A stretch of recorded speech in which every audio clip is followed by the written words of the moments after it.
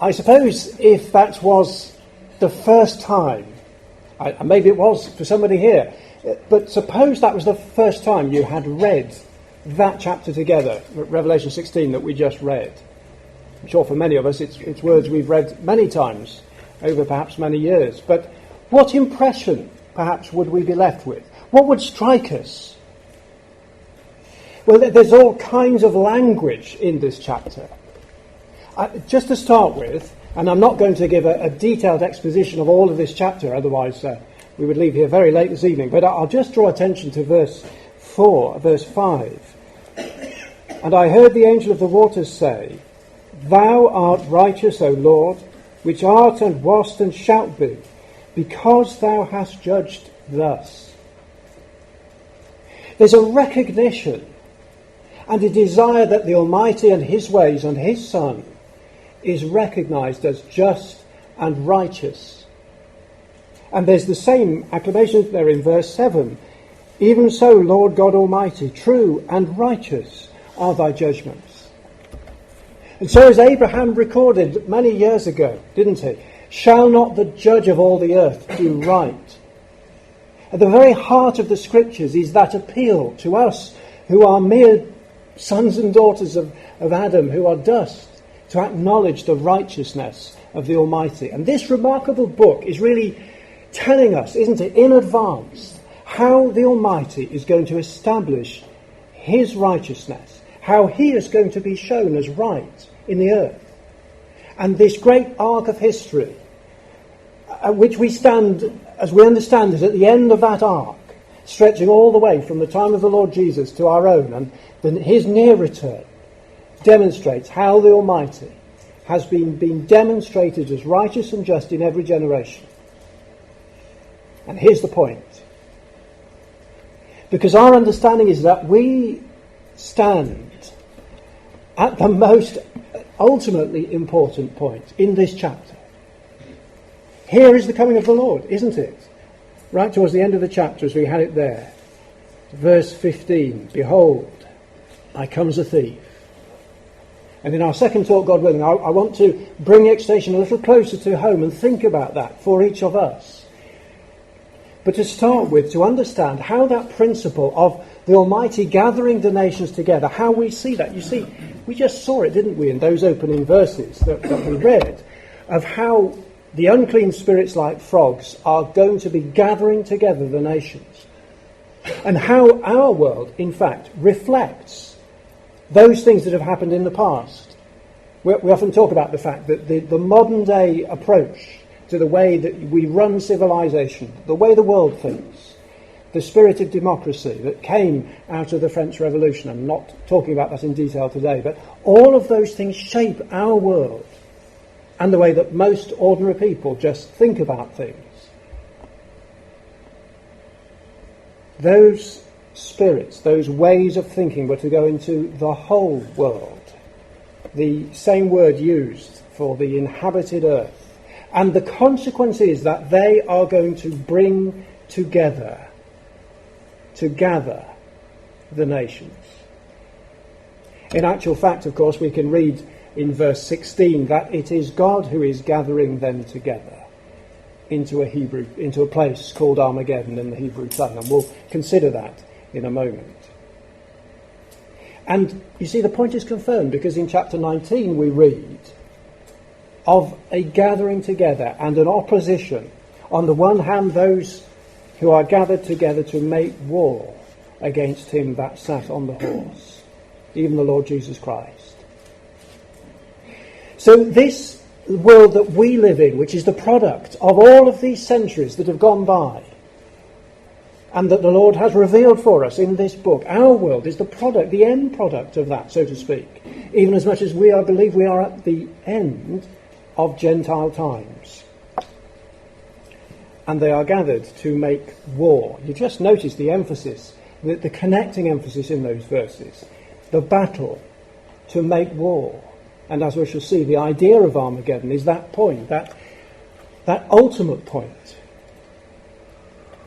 where on the one hand humanity and its own desires and its own perspectives is pitted against the Almighty and his will and his declared decree. So the nations are being gathered together. And to understand this perspective, I want to go back to the Old Testament and some well-known passages for us. Joel chapter 3, and just think of them and help to use them to put that Revelation reading we just saw in context. So let's start in in Joel chapter 3.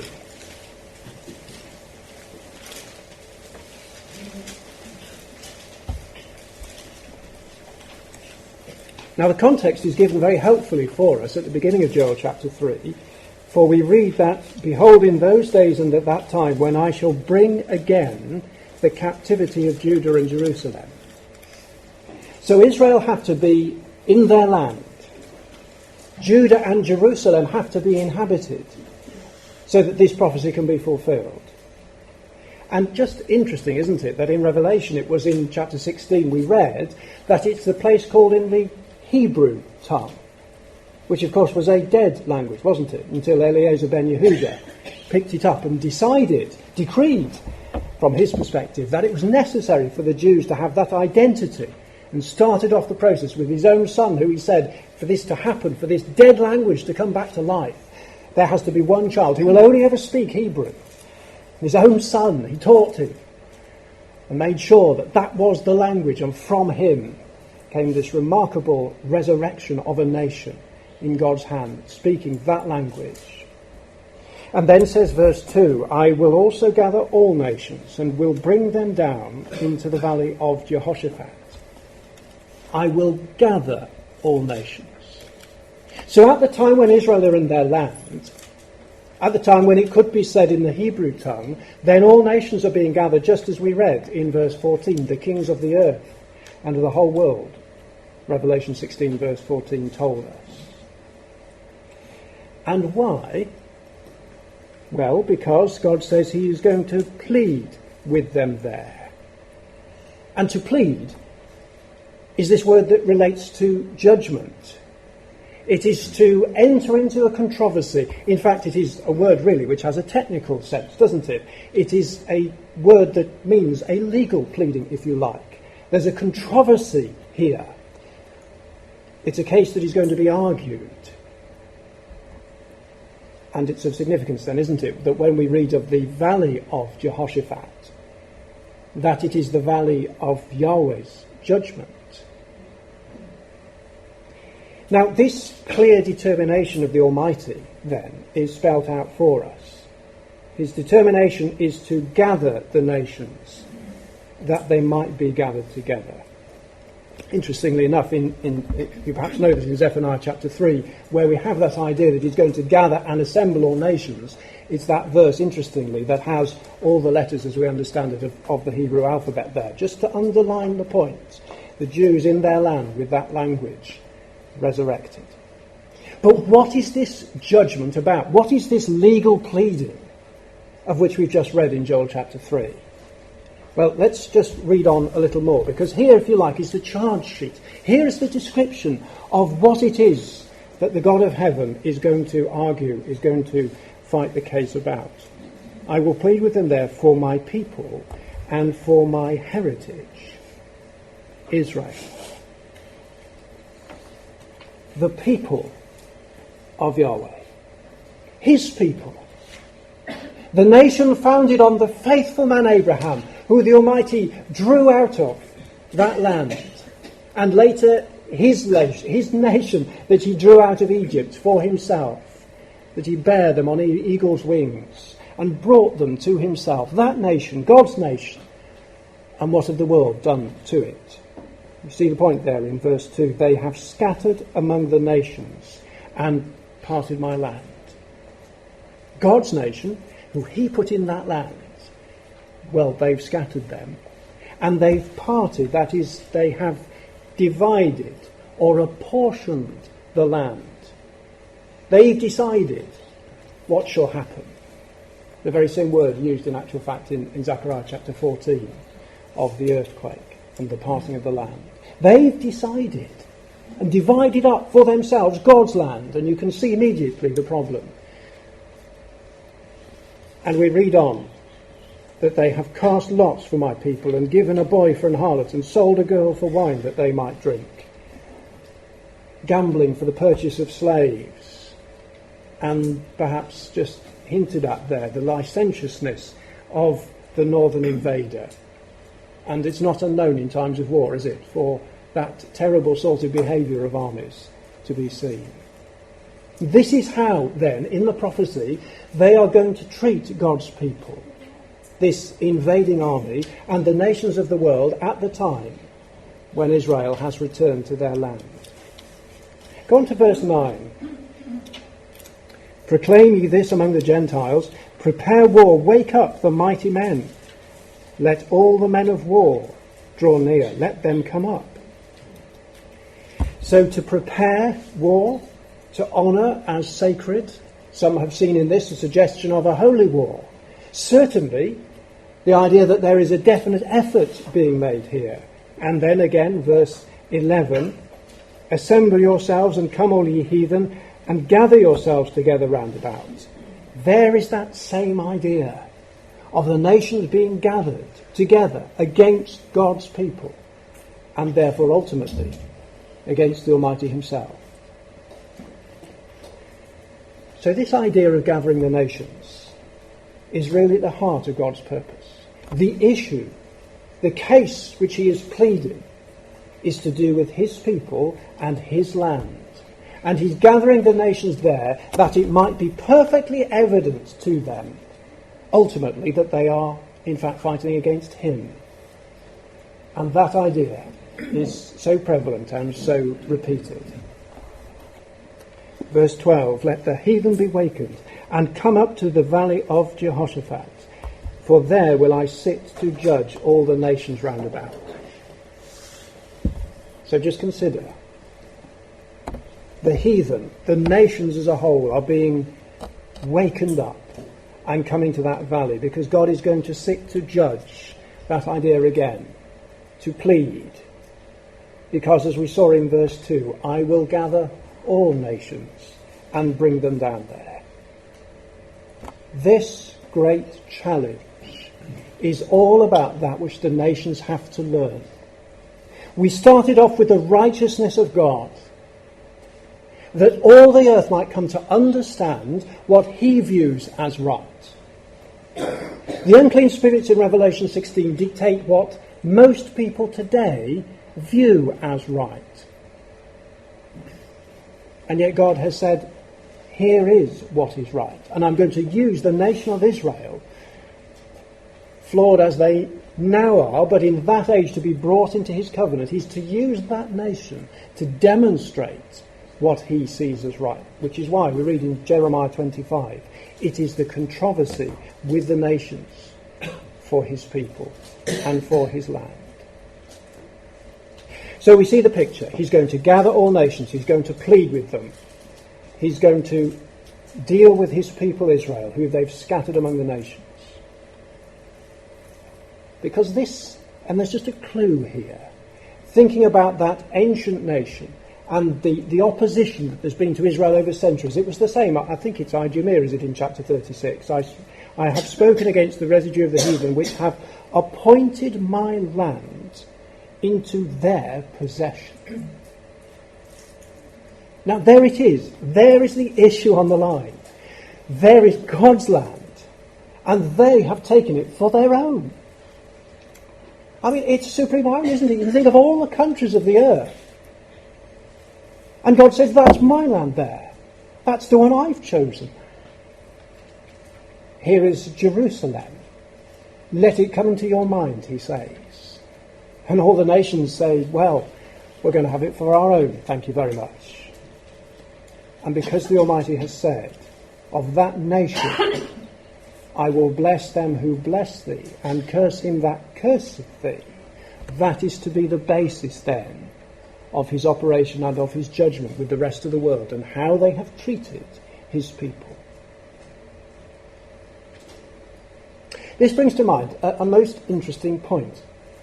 We sometimes are labouring perhaps under the impression that on the one hand we have what we think of as first principles, and on the other we have prophecy. and never the twain shall meet. They're in sort of entirely in different categories.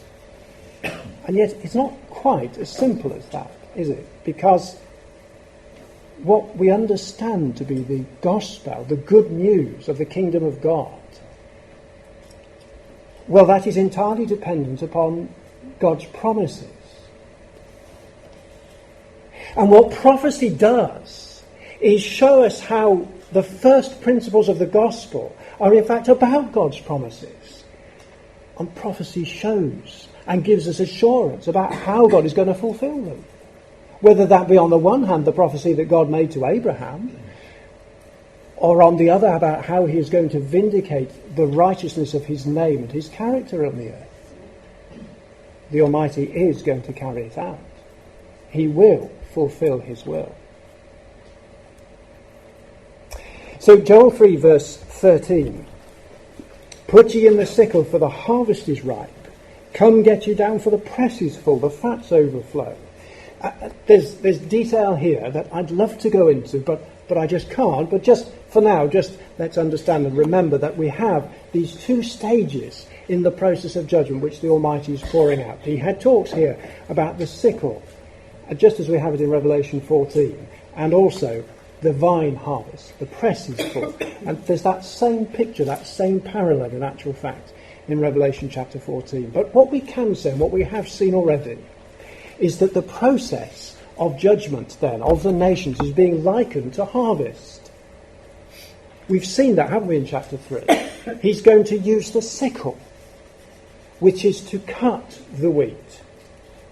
And once you've cut the wheat, of course, you have to do something else with it, which, interestingly enough, is what verse 14 talks about. He says, multitudes in the valley of decision. And your margin tells you that it means threshing. Precisely the same idea as we have it in actual fact in Amos chapter 1, where we have the idea of decision and threshing. And that is, so I am informed, in my ignorance of agricultural matters, that it is to beat or rub stalks of ripe corn or a similar crop to separate the grain from the husks and the straw. What a powerful picture that is. You have the wheat, but then you have to cut the wheat. But now you have a dividing process. You have to separate, as it says there, the husks and the straw from the grain. And when the Almighty comes to look at the nations then, there's an aspect of that in how he's dealing with them. So he's cutting the wheat. In Micah chapter 4, and I'm not going there now, he's going to gather the nations, we read, as sheaves at harvest. The language is very explicit. And of course, once you have cut the wheat, that is what you have to do, isn't it? And then, following up this idea we just thought about, in Micah chapter 4, verse 13, Israel is going to thresh the nations. God's nation, brought back to him, now brought back into his covenant in this picture. But you can see how that agricultural analogy is being carried forward until finally we read in Isaiah 41, the nations are winnowed. As with a brush then you take or some kind of fork, you lift all of that matter up into the air and you separate again the wheat from the chaff. Just as in actual fact you have that picture in Daniel chapter 2, where as the stone grows to fill the earth, the chaff is blown away. So this is God looking at the nations of the world and determining amongst them where his judgments lie based on how they have treated the nation of Israel. And that's why, based on that extended Old Testament figure, and I've only looked in brief detail at some of the places where it occurs, that's why it's so interesting, isn't it, when we come to Revelation 16 and we read of, in the Hebrew tongue, the concept of Armageddon. So, what are we really talking about?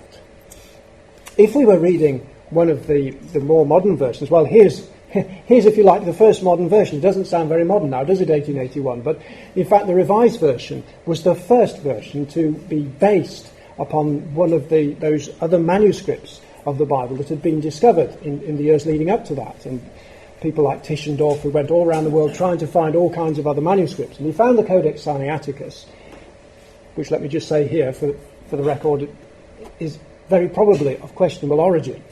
And is not really helping us here, because it's telling us and giving us an interpretation, which, as we shall see, is a little unhelpful.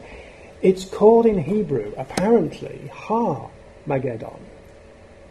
And that has led commentators to the conclusion that Ha is a mountain, and Megiddo is in Manasseh in Galilee, and that therefore this place, north of Israel, is to be the place of judgment for the nations. And in fact there is in Israel then Tel Megiddo in the north of Israel, which is all fine, apart from the fact that, of course, we've read of a valley, and this is a mountain. And there's another problem, which is, of course, that the whole essence and the centre that we've been reading about is how the nations are gathered against Jerusalem, which is some distance further south. Now, there's a lot more in that subject, and Brother Thomas had some most interesting things to say, which are broader perhaps than just that. But for now, let us at least acknowledge that Jerusalem is ultimately where there is this battle, or in that vicinity. And the valley of Jehoshaphat in 2 Chronicles 20 may well be related to that. We just notice that from the very beginning of Jerusalem's existence, the idea of threshing has been associated with it. Isn't that interesting? The very place where ultimately Abraham had to offer Isaac, and the very place where David bought that threshing floor, was the place that the Almighty had appointed to establish his temple. The place that God had chosen for humanity to understand the righteousness of his ways. And that's why then, so when we think about this idea of Armageddon, that you can see how we've established from the Old Testament the principles of the nations being gathered together. It would not come as a huge surprise, would it, that the Almighty is referring back to them. That when he gathers the nations to settle the issue of his people and his land, that he uses the same analogy. And that the Hebrew word, in fact, is not telling us of a mountain at Megiddo, but rather of a heap of sheaves. And as you see there, the use of that word as Boaz slept on the heap of corn. A heap of sheaves in a valley for judgment.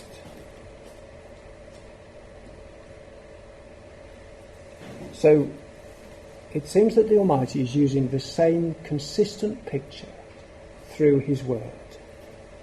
He's established that he is going to settle the issue, that for generation after generation people have treated his people and his land for their own purpose.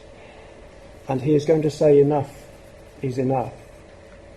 They are going to be before him as a heap of sheaves in a valley.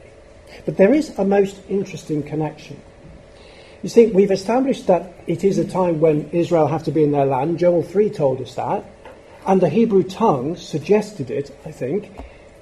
There is this point, that the nations have to be gathered. And we've seen that. But so also does Israel have to be gathered. We know these verses. Fear not, I am with thee. I will bring thy seed from the east and gather thee from the west. He that scattered Israel will gather him. Thou shalt come, in Ezekiel 38, the northern invader, into the land that is gathered out of many people. And God will surely assemble and gather the remnant of Israel. But here's the thing. The gathering of the nations back to God's land, the gathering of the nation of Israel back to God's land is the very thing that in the end will cause the nations of the world to be gathered against her. You see those two gatherings. How, in fact, the Almighty is using the one to gather the other. Well, let me explain why I say that. Just think about our world. There is Israel in the centre of it. What are the conditions that the Almighty has laid down as needing to be in place before this great battle can take place? Well, I'm not going to go all through Ezekiel 38, but here are some key points. It has to be the land brought back from the sword. Israel have to be the nation in the land, and most explicitly, they have to be on the mountains of Israel. And the desolate places have to be inhabited, and Israel has to dwell in the midst of the land. So very clear requirements for Ezekiel 38 to be fulfilled, and you appreciate I'm linking Ezekiel 38 then into this context. And not only so, but the position of the nation in the land has also to be, in addition to that, where they are, the condition that they are in is specified, because the northern invader comes down to take a spoil and to take a prey. There has to be a position of value and riches there in order for this northern invader to take it. Cattle and goods, silver and gold. And of course, not forgetting verse 11, they have to be dwelling safely. I shall say a little more about that, God willing, in our second talk. So 3, if you like, simple criteria. They have to be in the land, in the right place, dwelling on the mountains of Israel. They have to be prosperous, and they have to be peaceful. Well, you see, the point about the mountains is interesting. When we talk of mountains, of course, we're not talking of mountains in the way that we do in England, the English language, in terms of some great mountain. It's silly when the name of the highest mountain in the world escapes you, but whatever that mountain, Everest, thank you very much. Yes, it's not that kind of mountain, but it's these kinds of mountains. It's an interesting little study to follow up that the extent of the mountainous area of Israel is not only given to us on the map which shows us, but also within the scriptures. If you follow up those 2 locations, you find the 2 extremities of it. And the hill country of Judah, where Mary lived, where Elizabeth lived, and Mary went to see her, is part of that. So it's no great mystery as to where that is. That, of course, as you most probably know, is that area that is known as the West Bank today. And what most of the world has forgotten, of course, is that it was the West Bank, and called that because it had been the West Bank of Jordan. And before that, it had just been part of Syria. And Israel, of course, took it by conquest in 1967. And that is the fact that has brought the nations of the world in their interest, hasn't it, against that nation, because they are now in the very place that Ezekiel 38 said they had to be, where the world says they cannot be. Isn't that the greatest irony? That the very place where the Almighty said they had to be, the world says they can't be. They have taken my land into their possession. They have divided my land. So, if we think of those 3 criteria, I think we can say simply that at least part of that is reflected in where they are now. And when we think about prosperity, and I'm only going to touch on this, we can see that certainly there is the beginnings, isn't there, of the potential at least of great prosperity. Whether it relates to this only is an interesting question. But the discovery of huge quantities of oil and gas in the last few years in Israel have indeed been really quite remarkable. It's only this year that one of the blockages to the development of those has been removed. We read in June that the owners of Leviathan, one of the biggest of those gas fields, has finally begun to get past these delays of years by political, legal and regulatory wrangling. The last obstacle to developing the field was swept away last month when the government approved the company's 2-stage plan to drill a total of 8 wells. So they're on the move, and there is vast potential, and in the other surrounding nations as well. So prosperity, there's certainly the beginnings of it, if nothing else. And the dwelling safely, well, we have more to see on that, I think. So how does the world think then of Israel in that location, in the very place where God said they had to be? Well, there is quite a well-defined movement which is known as BDS. BDS stands for Boycott, Divestment and Sanctions. And what it's all about is trying to delegitimize Israel in that locality, that they should not be there, and therefore anything they produce, the other nations of the world are being encouraged not to buy. So that the definition of the boycott, divestment and sanctions movement is, well, a call against Israel until it complies with international law and Palestinian rights, which in short is that they shouldn't be where they are in fulfillment of Ezekiel 38. A truly global movement against Israeli apartheid is rapidly emerging in response to this call. Now, to anybody who lived through the 1980s and 90s, and I'm old enough to have done so, then, of course, the word apartheid has a particular ring, doesn't it? The position in South Africa in which blacks were discriminated against. And it's a very powerful and emotive term to apply to the situation in Israel. So much so that the leader of the BDS movement, a man called Omar Barghouti, has made this interesting comment. We are not there yet, but we are reaching our South Africa moment. In other words, that in his and their attempts to convince the world of the illegality of Israel's behaviour, and by the way, it doesn't mean that we need to approve of every single thing the Israeli government does. That's not our beef. We're not a political movement. We're simply drawing attention to the fact that God says they need to be there in that land to fulfil his prophecy. And by the way, we know also that the media is less than just always in their reporting, but we'll leave it there. Now, the South Africa moment. You see the power of this. If they can convince the nations of the world that this is the state of how things are in Israel, well then there's a power to it. Lessons learned from the South Africa boycott. That's the understanding. By the way, it's got nothing to do with the fact that that same gentleman goes to Tel Aviv University. Right? Anybody knows anything about apartheid just puts that in context.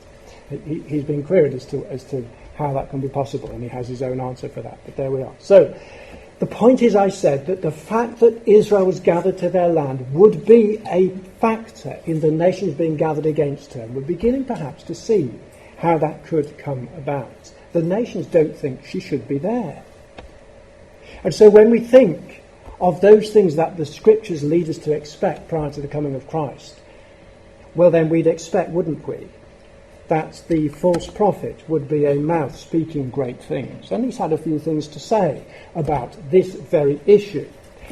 When in 2014 he met with the Palestinian authorities, he said the time has come to forge a peace which rests on the acknowledgement by all of the right of two states to exist and to live in peace and security. It sounds all very fair, doesn't it? Two states to exist. That can only be just and right. Peace must resolutely be pursued, even if each side has to make certain sacrifices. And it sounds a very even-handed kind of response. Interestingly enough, on the same occasion, he also said that he expresses his appreciation for the efforts being made to draft an agreement with particular attention to religious freedom. Respect for this fundamental human right is in fact one of the essential conditions for peace, fraternity and harmony. So these three great principles of our modern world, which arguably are the three unclean spirits that shaped our modern world and came out the great events in France in 1789 in the French Revolution. And I know that's a whole story I hadn't explained, but for now let's just accept that that might be the case. Those are in the mouth of the false prophet, can you see? The liberty and the freedom, the fraternity or the brotherhood, and the equality is there, just as Revelation 16 requires it to be. But that's not all, because the holy places must be perpetually maintained. That there is an interest in the very place which God has said is his own for the nations of the world. And they must be maintained perpetually because we have an interest in them and all who want to visit them. Jerusalem will be the city of peace of the three regions. And look at this, everything is negotiated. All the territory, also the relations. And whether, I've missed out a bit, haven't I? Sorry. Whether it comes, when it's negotiated, there might come forward this part, it will be capital of one state or of the other. It doesn't matter, as long as the holy places are protected. So the significance there, if we boil it all down, it seems to me, is this. The right of two states to exist, each side has to make certain sacrifices, whatever they might be, and by the way, Israel's really had their own way for far too long. And the rights of the Palestinians must be respected, but God says, my heritage and my land. So you can see that the scene is being set, isn't it, for that conflict. For man to say one thing and for God to say another, as his declared will and purpose. What then of the northern invader and his allies? Because many times, isn't it, 5 times in Ezekiel 38, they are mentioned. You might just remember back a few years to the problem in Ukraine. And the problem was that Ukraine had to choose between the EU and the EU. And you might think at first that I've been careless on my slide, but I haven't, I promise you. The choice for Ukraine was, do we go to the west or the east? Do we go with Europe, the European Union, or do we go with the Eurasian Economic Union? Now, you may not have heard of the Eurasian Economic Union. You may have done if you follow these things, but it's certainly not reported regularly on the BBC, I don't think. But it is, in fact, the Eurasian Economic Union is the very thing that the Russians are developing and championing against the West. And over the last few years, in fact, that was the choice that Ukraine had, whether to continue to go further and further into Europe in the West, or to become part of this developing superstate, which is bound together by all these people who speak the same language and whose origins and cultural commonalities are rooted in their common Russian heritage. So much so that you could add to it the disputed Crimean Peninsula, of course. And that is what Putin is developing into a force of itself. It rivals in structure, by the way, all the sort of the ways that Europe has developed. It has its own commission and everything else. Only last week there was a meeting of a discussion club which took place in one of the old socialist republics, I think, that actually had a group of discussion and people from all over the world. There were their American professors there, and Putin was there as their guest of honour, and answering questions, open questions from all these attendees for over 2 hours. It was quite extraordinary. You can see it on video. And the question was asked, what and who will be the main subjects in the chapter that will come after the one on the Putin era? What should be done so that the next chapter is not titled The Time of Trouble? Whether he was subconsciously quoting Daniel or otherwise, I don't know. But it's just interesting, isn't it? The idea that, well, after you, then, Mr. Putin, what happens? And just see what he says. Or what's your legacy, rather, is what I should say. It's the great thing for world leaders. And here's the legacy.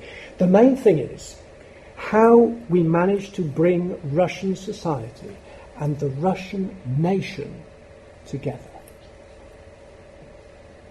So if they're to be brought together, then they're not yet brought there. And his great goal and his vision is to do that.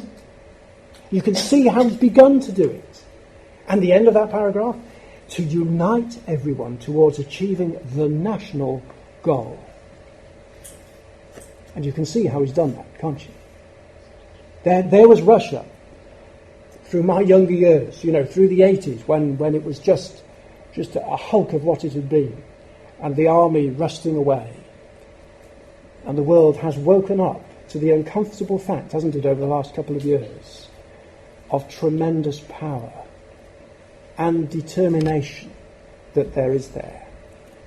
Such that we read only this week of the concerns of the security leaders of our nation, increasingly aggressive Russia, a growing threat to the UK. Of course, it was denied it was nonsense. It's everybody else who's a threat, but interesting.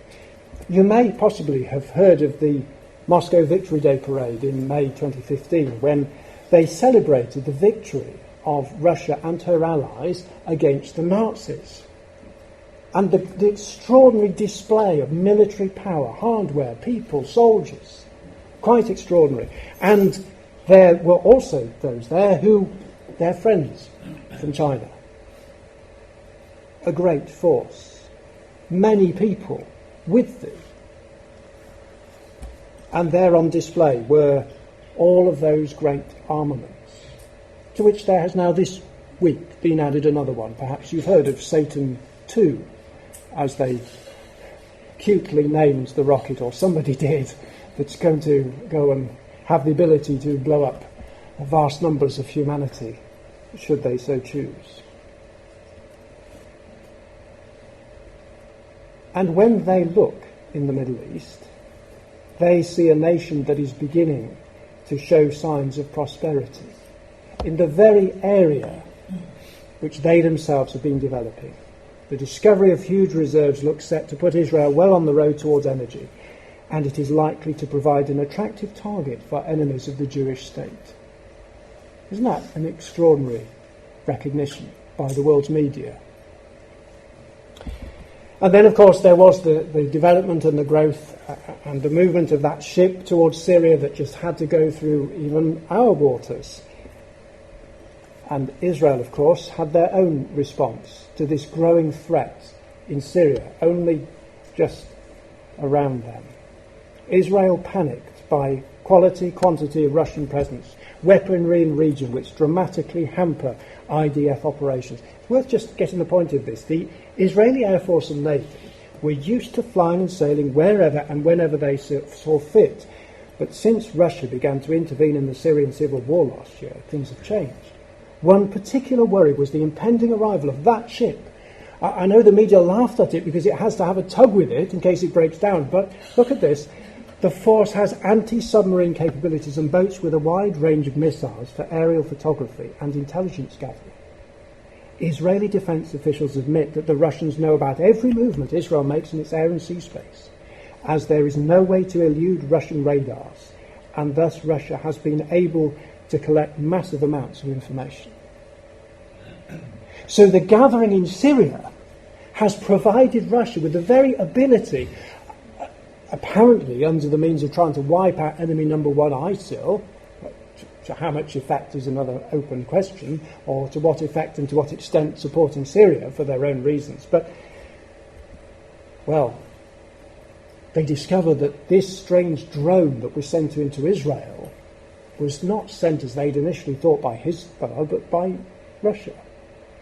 And just notice that Russia claimed that the incident was the result of human error, rather like those strange aircraft incursions into our own airspace that were just by accident. But some people have suggested, well, perhaps they were just testing defence capabilities, well, maybe in Israel too.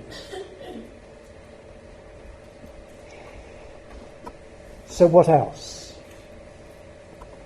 Just to briefly touch on this, the requirements of Ezekiel 38 were that Tarshish had an independent voice, wasn't it? That was the requirement. That at the end, and remember, Ezekiel 38 is the end picture. It doesn't tell us of all the circumstances that need to take place to get us there. But we have looked, haven't we, as a community, for Britain to be separated, to have the ability to have her own voice. And remarkably, it happened. At least the beginning of the process happened, that was decreed a seismic result for British politics. Quite what will happen and how it will happen from this point on, of course, is a matter we will watch and wait to see. But that's the requirement of Ezekiel 38 at the end. And not only so, but also with her allies, Sheba, Dedan, and the merchants of Tarshish, who have to be allied to her. And there is just this interesting comment that was made in June of this year, the observation that one consequence of Brexit could be a further deepening of UK relations with Arab states, and increased bilateral trade, particularly with Saudi Arabia and the Gulf. A convergence of interests where they share common objectives. So, trade and military links with the UK. And finally, to consider the EBS, or the European Beast System. We've had, EMU, I remember, and the EUC and EU. Well, the EBS, or the European Beast System, is really what we're seeing, isn't it? And it's been developing, and now it's in a bit of crisis all of its own because of Brexit and other things. We mentioned Israel before. Just interestingly, that again this week, the EU declared their support for that boycott movement, whilst they say, well, we can't delegitimise Israel itself. There's of course nothing wrong with continuing to support that movement, and that will have its own effect on those who see what they say. But I rather like this picture. This is actually in the EU Commission building on the morning after the Brexit vote. And there you see they have the BBC News on, and they're finding out, like everybody else, what's been going on. And there they are going to debate and to discuss their next move. And interestingly, they started to think about that, and their response was, well, obviously what we have to do is to deepen the EU integration in the space of Britain going off somewhere else. And with Britain, which had always adamantly opposed an integrated EU military policy, Berlin sees an opportunity for reviving its EU military capability. And after that, well, Italy put out its own proposal for an EU army that was even more closely linked together. Because Britain has always opposed that integrated EU army, and now they feel able and necessary to go ahead with it. So, whilst the end picture is what we're given, the trends are interesting, aren't they? Which way precisely it will go, we shall have to wait and see, but the picture is clear at the end. A group of nations who are being brought into the land to oppose the Almighty and His will and His people, Russia, developing it as a military, economic, political superpower, and perhaps with a need to gain some of that oil and gas in the end.